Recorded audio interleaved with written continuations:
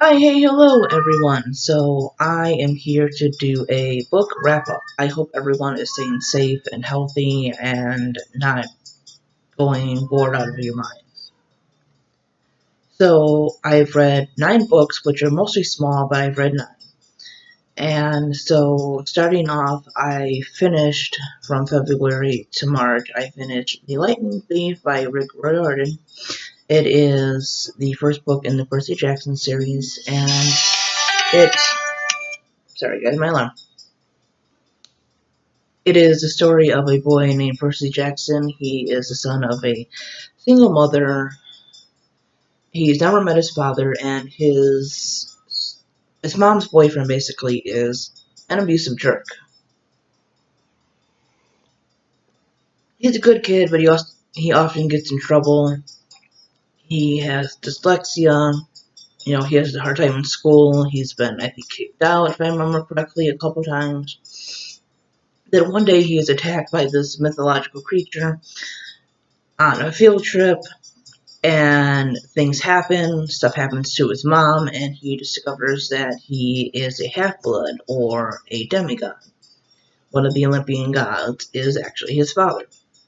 He ends up going to Camp Half-Blood, where he meets Annabeth, the daughter of Athena, and more stuff happens, and they discover that these people, these creatures and stuff, are looking for Zeus's lightning bolt, which many think that Percy has stolen.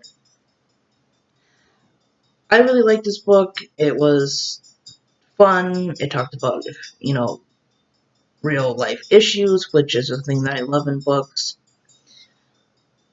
It was just adventurous. You got a little bit of mythology in there.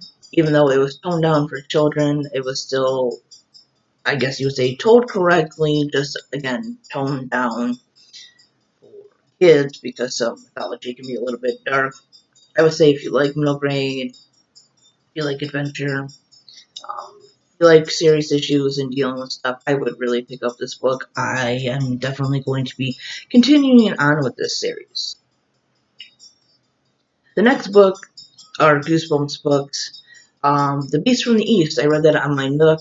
I really liked it, but I like stories about, wit and survival and such. The only thing is, I was disappointed by the ending. I really thought we were gonna get some really cool twist ending and everything. I honestly thought this was gonna be my favorite Goosebumps book, but it was up until that point. So the story is about 3 kids who are camping, I guess, with their parents. They kind of wander off. There's the sister, she's the oldest, and then her 2 younger twin brothers. And they go into this part of the forest that is really strange. It has strange trees. They're yellow or blue or something like that. And there's purple plants and or something like that. It's really weird. And then they meet these beasts. And the beasts tell them they have to play this game. It's sort of like tag. And they have to get to this tree before sunset or something. I can't, it's like sunset or sunrise, or else the beast will be able to. And they're trying to find a way to outsmart these beasts, trying to remember all the rules and everything. So I really like the story. The next one is The Egg Monster from Mars, which was also read on my Nook. So this is the story of a boy. His sister is having a egg hunt for her birthday because it's close to Easter, and he discovers this really weird looking egg, and then the next day it hatches, and there's this egg monster. It's a monster. That it's like an egg yolk with eyes, and so he's trying to figure out what this monster is. It doesn't seem to be harmful or anything, and he takes it to this scientist, and then things go wrong from there. So this one was an interesting story. This one is more about bad people than bad monsters. And the egg monster described seems gross, but yeah, cute at the same time. Night of the Living Dummy 2.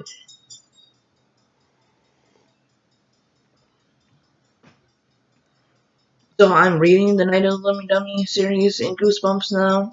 Like when I was a kid, I think I only read Bride of the Living Dummy, which was part of Goosebumps 2000. And so I read the first one, and the first one isn't all that memorable from what, yeah, I'll have to reread it again. It's really not, it's not as good as the other ones. They never made it into an episode. It's not terrible, but I just think there's a little bit more to the other ones. Anyways, this one is part 2. Night of the Living Dummy 2. And I've seen this episode so many times now because my kids watched it. It is about a girl, and I keep saying boy, girl, because I'm trying to remember all these names. Amy, I think her name was Amy. And the kid from Egg Monster from Mars, his name was Dana. Okay. So anyways, Night of the Living Dummy 2. It's quite different than the episode because in the episode, Amy is already doing her ventriloquism. Yeah, that's the word. And, you know, her dummy's head falls off and everything. Whereas in the actual book, they do different things for their family time. They have, like, this day where they set time and they entertain each other as a family. In the book, it's kind of set what they do, but in the episode it is, but in the book it kind of like varies. And so she has a collection of like shells. She tries to be, I think, like artistic, and then she's trying to get, you know, into working with her dummy more. And then Slappy comes along, and he's doing all these normal evil Slappy things that he's known for. And of course, no one believes her, and they think she's basically going crazy. I was so tired of this episode because, like I said, I've seen it a million times, but I honestly thought the book was a much better. And that's the thing, just because you've seen the movies or whatever, don't skip the book because sometimes they are way different, even in things like Goosebumps, which are mostly less than 200 pages. The next one is Welcome to Camp Nightmare. So this one is one of my favorite Goosebumps adaptations on the episodes. The book is really good too. I think it follows it closely. I reread this on audio, and the voices they use sometimes are a little, I don't know if I want to say weird, cheesy, over the top, that kind of thing. And maybe it would have been a little bit different if I had just read it, but I don't know where my copy is right now, because I'm pretty sure I have a copy somewhere. So, the book felt a little darker in the way that Goosebumps, a kid's book can, when I was younger, and maybe it's just because the voice acting, sometimes things could be a little dark, they could be a little fun, they could be spooky fun, so it all depends on the medium you're using. So it wasn't bad, it was just different. But this is the story of a boy, what's his name now?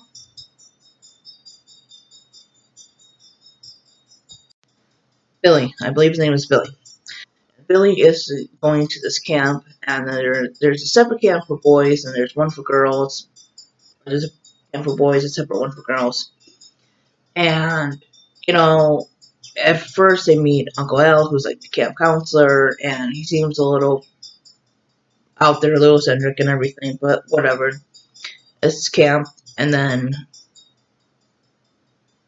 suddenly things start getting really weird. There's a forbidden bunk, there's children disappearing, and Uncle Al and Leary, the other counselor, doesn't seem to have a clue about what's going on, and they kind of brush off, Billy's concerns. It's no longer they're just eccentric or one doesn't care, because they've been at camp for how long or whatever. It's just how they run things. Things are getting a little strange. And I really like the ending to this one. This one had one of those twist endings, and I know some people don't like it, but I thought it was kind of interesting and kind of makes you think about things. The next one is the Ghost Next Door. And this one had another ending, but it kind of ends in a way that you've seen that kind of ending before. It's about a girl that has a new neighbor, and no one else can see this neighbor, or no one else has mentioned this neighbor. And I like this ending. I think I probably liked it a little bit better when I first read it, but it is definitely still worth picking up. There's not too much more you can say about it. It is a fun book. Alright, next up, I did my. So, I always do a yearly reread of my favorite series, which is The Hunger Games. So, the prequel is coming out, and I am really, really happy about that. I have an entire playlist dedicated to this book, and every time I read it, there's just something I always pick up from it, and just especially what we're going through now, and you know, just it's a book I will always love. Next one is James and the Giant Peach. This one was quite different in a lot of ways from the movie. It was very much more. Well, the book is much older than the movie, so it had a lot of that older storytelling. You don't know the story. The story is about a boy named James. He lives happily with his family until they get killed, and he's sent off to live with his wicked aunts. And then he is whisked away onto an adventure when his aunt's peach grows into a gigantic thing. And then um, they go on an adventure with gigantic bugs. And it was a really fun book. I really, really liked it. Then the last book is Stargirl. So I reread this to get prepared for the movie. Stargirl is the story of a boy named Leo who was just trying to be normal, trying to blend in, and then Stargirl comes and she plays the ukulele. And, she puts flowers on her desk and she sings people happy birthday. And she carries a rat around with her named Cinnamon. And she's just a really fun character. I really like her. I think I'm going to do one of my character, spotlight stories on her. I went to watch the movie, and no. I turned it off within like the first 5 minutes because, yeah. Anyways, that is my wrap up. I hope you guys enjoyed, and I will see you next time. Bye bye.